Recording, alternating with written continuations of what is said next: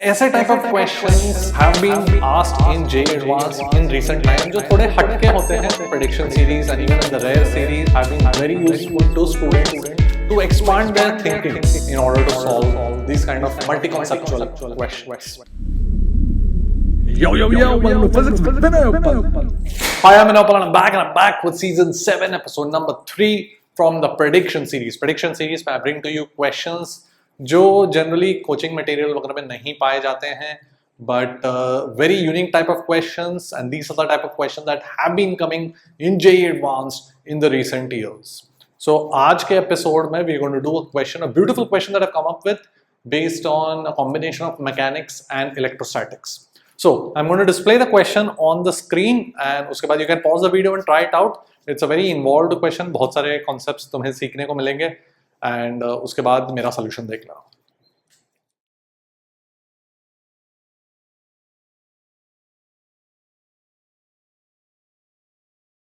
So the question is saying कि मेरे पास ऐसे दो plates है जो fixed है and connected by a cell, नीचे वाला lower potential पर है, ठीक है, and this is in the vertical plane, मतलब gravity है, and then we have a third plate, and the third plate is initially the movable plate is initially in contact with the lower plate. ठीक है, तो जो movable plate है ये जो move हो सकता है that is in contact with the lower plate. अब इसको रिलीज कर दिया है रेस्ट से, so it will start to travel upwards. We are going to look at why it will travel upwards and I want to find the current in the cell as a function of the distance travelled by the movable plate. Alright, so this is the setup. दो fix plates है, cell से connected है, and ये जो movable plate है वो initially नीचे वाले प्लेट के ऊपर रखा हुआ है और उसको फिर छोड़ दिया, तो वो ऊपर जाएगा. क्यों ऊपर जाएगा? बिकॉज ऑफ द चार्जेस का अट्रैक्शन. मतलब क्या कि सबसे पहले सपोज यहाँ पर चार्ज कुछ Q है. सी when the lower plate is in contact with when the movable plate is in contact with the lower plate, तो they are both like a single conductor, correct? तो they both like a single conductor. तो यहाँ पे कुछ charge Q and minus Q आ जाएगा. कितना आ जाएगा? ये डिस्टेंस D है, तो Q का value will become equal to capacitance into EMF, correct? So ये मेरा Q का वैल्यू आ जाएगा. This is like one conductor and this is like the other conductor. Now because of the opposite charges, of course there will be an attractive force in the upward direction. So ये attractive force के कारण this plate will start to move upwards. Okay? So at a certain instant, when the movable plate is at a distance y और उसका displacement y के बराबर हो गया, तो उस इंस्टेंट पे करंट का वैल्यू कितना है? This is the question. Alright, so it's a very nice involved question. थोड़ा अच्छे से मेथोडिकली हमें करना होगा. इसका मास दिया गया है, क्रॉस सेक्शन एरिया वगैरह a है, ठीक है. नाउ ये जो प्लेट है वो सबसे पहले ऊपर मूव करेगा because of these charges का attraction. So here we're going to assume that the EMF का cell का EMF is sufficient to make the plate accelerate upwards because it has to overcome gravity. तो जैसे कि initially कितना force होगा दोनों के बीच में? See, अगर कोई दो प्लेट है, जस्ट मैं अभी जनरल बात कर रहा हूँ, सपोज यहाँ पे चार्ज Q है, यहाँ पे माइनस Q है, दोनों के बीच का डिस्टेंस D है. This is just a general case that I am talking about. How will we find the force between the plates? यहाँ पर field due to the other plate कितना होगा? एक माइनस Q चार्ज के कारण field, magnitude लिख रहा हूँ, due to the minus Q charge would be sigma by 2 epsilon naught. एक प्लेट के एक सरफेस के कारण field sigma by 2 epsilon. The net field between two plates is sigma by epsilon naught. वो mistake मत करना because that is a very common mistake that students make. तो यहां पर it's like two thin sheets and each sheet of surface charge density sigma will produce a field of sigma by 2 epsilon not. Okay, magnitude लिखने के लिए let me just put a mod sine. तो force कितना होगा? The force on Q would be Q into right, Q into the field produce by the other charge. तो ये बन जाएगा, ये सिग्मा का वैल्यू कितना बन जाएगा, क्यू बाय ए। सब मैग्नीट्यूड्स लिख रहा हूं मैं। So Q squared by 2a epsilon not is the force by one plate on the other. Alright, so this is the general expression that you should anyway know, the very standard thing that you will study in capacitors and electrostatics. So anyway, ये मैंने quickly derive कर लिया. So initially जो ये force है on this plate वो कितना बन जाएगा, q squared by 2a epsilon naught. That has to be greater than mg. Okay, only then it will accelerate. Alright, so we are going to assume that is the case. यहाँ पे where q is epsilon naught a by d. So that is why I said that the EMF of the cell has to be sufficient in order to overcome gravity. This force, electrostatic force, has to overcome the gravity of this plate, the weight of the plate. Okay. अच्छा, तो वो हमने assume कर लिया, otherwise the question will not make sense. Okay, now this plate has started moving and let's say कि किसी instant पे इसका velocity कुछ v है. Alright. सो किसी इंस्टेंट पे कुछ यहाँ पे चार्ज कुछ क्यू बोलता हूँ, लोअर प्लेट, तो ये मूवेबल प्लेट के लोअर सरफेस पे माइनस क्यू इंड्यूस हो जाएगा। अब ये जो टोटल चार्ज है प्लेट का वो तो क्यू रहेगा, जो मूवेबल प्लेट था जब वो कांटेक्ट में था लोअर प्लेट के साथ तो उस पर टोटल चार्ज कितना था, कैपिटल क्यू। अब वो ऊपर उठ गया तो उसका भी टोटल चार्ज तो कैपिटल क्यू ही होने वाला है during the entire journey. That charge can not go anywhere in the air, है ना, हवा में तो नहीं जा सकता। सो उसका चार्ज जो मूवेबल प्लेट है उसका चार्ज कितना हमेशा रहेगा, टोटल कैपिटल क्यू। ठीक है, सो अगर लोअर सरफेस पे माइनस क्यू है तो अपर सरफेस पे कितना आ जाएगा, क्यू प्लस क्यू, एंड ऊपर वाले प्लेट के लोअर सरफेस पे उसका नेगेटिव इंड्यूस हो जाएगा। Alright, so this is the general charge distribution. So this small Q is unknown which we would like to find.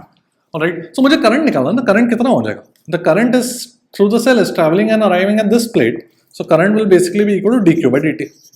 So I basically need, what do I need? I need dq by dt. Okay, so for that I need q. Okay, so मैं q का value कैसे निकालूं? So can I say this q charge, in order to find the q charge, I can say कि if इसका potential कुछ v है, capital V, okay, the potential of the movable plate at some instant is capital V, let's say. Then in that case I can write the charge would be equal to capacitance here into the potential difference, right? So I can say capacitance, which is epsilon naught a, between these two plates कितना distance है, y, so epsilon naught a by y into the potential difference, which will be इसका EMF E है, इसका potential E है, तो इसका V मैं ऊपर वाले का 0 मान रहा हूँ। ठीक है, so वो मेरा चॉइस है, you can assume 0 potential anywhere, so E minus V, right? So ultimately we are working backwards. I wanted to calculate current, so that therefore I realized I have to calculate this charge. Now in order to calculate this charge, what do I need to calculate? The potential of this plate, है ना। तो ऐसे हम backwards we'll try to figure out कि मुझे ultimately क्या चाहिए। So ये जो potential है plate का वो मैं कैसे निकालूं? We are going to use the fact that the total charge on this plate is capital Q always. तो ये स्मॉल क्यू तो आ गया मेरे पास, और ये ऊपर वाला क्यू प्लस क्यू कितना बन जाएगा, वो तो इस कैपेसिटेंस से दिया जाएगा। ये दो प्लेट के बीच का कैपेसिटेंस कितना है, epsilon naught A divide by how much is this distance, D minus Y, so D minus Y into potential difference is V, correct. So this minus this should be equal to capital Q, right? Q plus Q minus this. So देखो क्या बन जाएगा, epsilon A common ले लेता हूँ, so V over D minus Y minus should be capital Q because जो subtract कर रहा हूँ मैं, and capital Q मतलब कितना ये, तो ये और ये कट गया, तो देखो मेरे पास V का एक्सप्रेशन कोई अच्छा सा एक्सप्रेशन आ जाएगा। क्या बन जाएगा देखो, v times 1 over d minus y plus 1 over y should be equal to,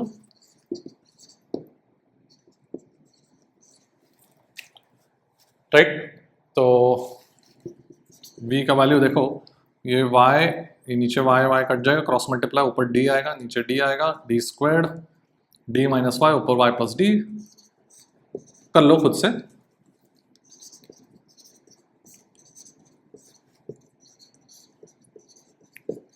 Alright, so a very neat expression, potential of this plate as a function of y, you get a very nice expression. Alright, okay. So charge का value, मुझे charge चाहिए ना, तो charge का value कितना बन जाएगा? Charge का वैल्यू बन जाएगा epsilon a by y into E minus V. E minus V मतलब कितना बन जाएगा? करेक्ट. तो ये बन जाएगा epsilon a by D E y by D. देखो ऐसे लिख रहा हूं मैं बिकॉज ये पूरा चीज कैपिटल क्यू है ना. I can just substitute it as capital Q just to see a very nice simple expression. बहुत ही सिंपल सा एक्सप्रेशन आ गया. जो ये चार्ज है that is just proportional to the distance. Alright, कितना proportional? Q, capital Q into y by D. Okay, अच्छा. तो करंट कितना आ जाएगा? dq by dt. dq by dt मतलब y is the variable, so dy by dt. But what is dy by dt? The velocity of the plate. So now what do we need? We need the velocity of the plate as a function of y. Okay? अब वो भी simple है. क्यों? क्योंकि velocity के लिए मुझे acceleration चाहिए, एक्सेलरेशन के लिए फोर्स चाहिए. फोर्स तो मुझे पता है, I just calculated the general expression, right? So let's calculate the force on the movable plate. You see, methodically करोगे तो ये क्वेश्चन कॉम्प्लिकेटेड नहीं लगेगा, but step by step you just have to work, check. You have to ask yourself कि मुझे ये calculate करने के लिए क्या चाहिए, वो कैलकुलेट करने के लिए क्या चाहिए. करंट के लिए मुझे स्मॉल क्यू चाहिए था, स्मॉल क्यू के लिए पोटेंशियल चाहिए था. ठीक है. सो अब मुझे क्या चाहिए? वेलोसिटी चाहिए, तो उसके लिए एक्सेलरेशन निकाल दूं तो हो जाएगा मेरा काम. तो इस मूवेबल प्लेट पे फोर्स इक्वेशन क्या लिखूं? ऊपर की तरफ क्या लग रहा है? क्या चार्जेस है? Q plus capital Q plus small Q है ना. तो आई ऑलरेडी सो कि ऐसे सिचुएशन में कितना फोर्स लगता है? Q square by 2 epsilon not. तो यहाँ पे बल लगेगा, राइट. एंड नीचे की तरफ इस प्लेट के लोअर सरफेस पे कितना फोर्स लगेगा? ये small Q and minus Q है, तो वो कितना लगेगा? यही लगेगा, राइट. एंड ऑफ कोर्स एक gravity. So net force in the net force in कौन सा डायरेक्शन बोलूं? इन द अपवर्ड डायरेक्शन कितना बन जाएगा?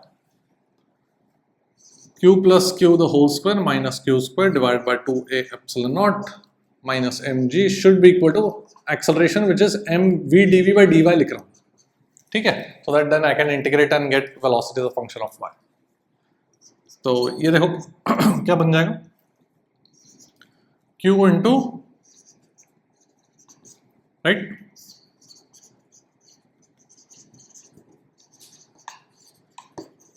ठीक है, m से डिवाइड कर देता हूं.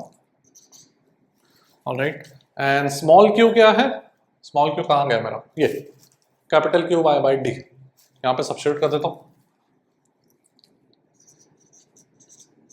Right. So v dv should by dy should be equal to, q common ले लेता हूं, so q square by 2am epsilon naught into 1 plus 2y by d minus g. ठीक है. अब सिंपल है, इंटीग्रेट करो. इनिशियल वेलोसिटी 0 है, जो y 0 है, तो v square by 2 integral should be equal to, ये तो कांस्टेंट है पूरा, 1 का इंटीग्रल y, 2y का integral y squared minus gy, right. Check कर लो. ओके, लिमिट्स भी लगा दिया. y इक्वल टू 0 पे वेलोसिटी 0 है, तो ठीक है. तो 2 को दूसरी तरफ ले लेता हूँ. Alright, so velocity as a function of y मेरे पास आ गया, हो गया. एंड करंट कितना था? Current is therefore qv by d.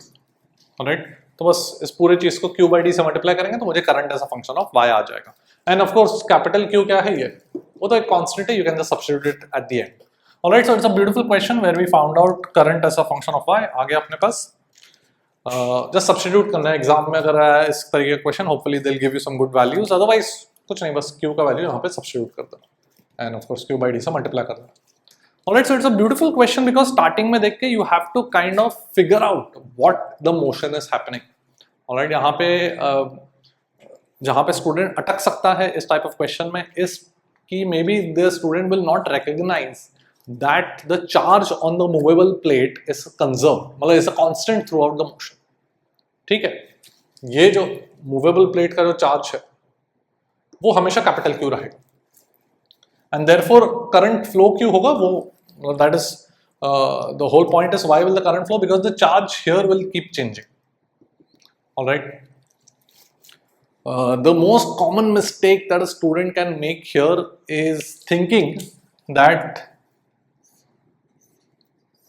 ये कैपेसिटर की तरह ट्रीट कर लेंगे एंड यहाँ पर Q एंड माइनस Q हमेशा इमेजिन कर लेंगे, but that's not the case.